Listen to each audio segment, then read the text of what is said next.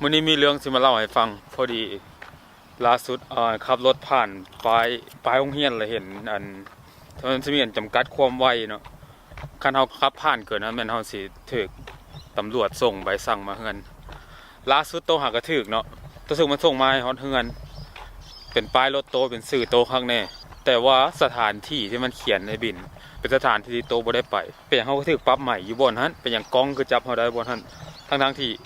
เฮาบ่ได้ไปบ่อนนั้นมันก็เขียนมือไว้อีกเนาะมือมันเดือนก่อนนี่แหละจักวันที่หยังบ่มันเขียนไว้โตก็เบิ่ง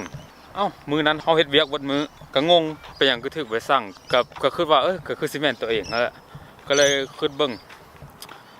และเห็นมันมีจดหมายมาอีกอันนึงเนาะมันก็ส่งมาก็บอกว่าใบสั่งที่เฮาเขียนไปแม่นใบสั่งผิด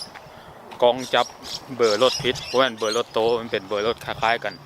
300ปลายเหรียญเนาะตอนนั้นชื่อต้องจ่ายก็เลยว่าลง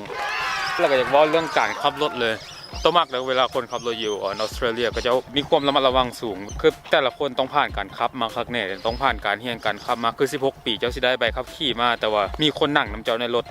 ทุกที่ที่เจ้าขับไปบ่เจ้าขับจนครบฮอดชั่วโมงที่เขากำหนด17ปีแล้วเจ้าสิได้ใบขับขี่เจ้าสามารถขับคนเดียวได้แต่ก็ต้องขับบ่เกินสปีด90กิโลต่อชั่วโมงนี่แหละเท่าที่จื้อได้ตัวคิดว่ามันก็ดีนะคนขับรถอยู่นี่รู้สึกว่าแต่ละคนรู้จักกฎจราจรดีอยู่บ้านเฮาบางคนเด็กน้อยบางคนก็ขับแบบบ่มีอันใบขับขี่เลยตัวเองก็เคยขับรถจักรตอนน้อยๆก็บ่มีใบขับขี่คือกันแต่ก็นั่นแหละถ้าเฮาเฮ็ดได้ทุกคนรู้จักใบขับขี่เพราะว่าตามสถิติโตไปเบิ่งใน Google มามันเป็นบทความปี2016ที่โตอ่านประเทศลาวเกือบเป็นประเทศแบบการขับรถที่อันตรายที่สุดในแถบเอเชียมันก็บ่แม่นสิ่งที่ดีเนาะเพราะว่าประเทศเฮาก็สิว่ามันก็น้อยๆนึงนะแต่ว่าความอันตรายระดับต้นๆก็ถือว่าเป็นสิ่งหนึ่งที่ควรปรับเปลี่ยนแล้วคนขับรถอยู่นี่เขาสิมีกฎเลยแบบว่าถ้าเจ้าถูกรถจากฝั่งด้านขวาที่ขับมาต่ำเจ้าแม่นเจ้าจังได๋เจ้าก็ผิด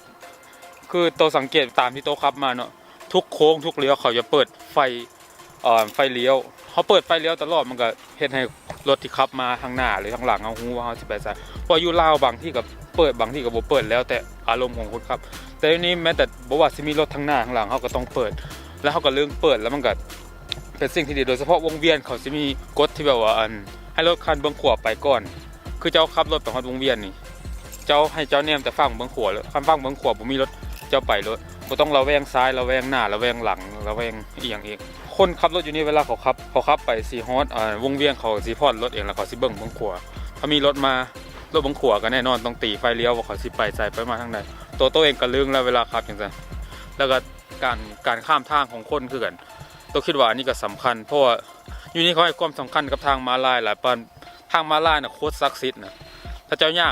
งในทางม้าลายรถสิมาไวเท่านั้นมันสิจอดให้เจ้าบ่มีทางที่ว่าสิบีบแก่หรือว่าสิอีหยังเพราะย้อนว่าทางม้าลายมันเป็นอย่างนั้นคนย่างข้ามทางรถก็จอดให้มันก็เฮ็ดให้คนอยากไปข้ามทางอยู่ทางม้าลายแล้วเวลาขับขี่มันก็เป็นระเบียบขึ้นก่อนเก่าตัวคิดว่ามันเป็นสิ่งที่ดีหลายถ้าบ้านเฮาเฮ็ดได้แล้วก็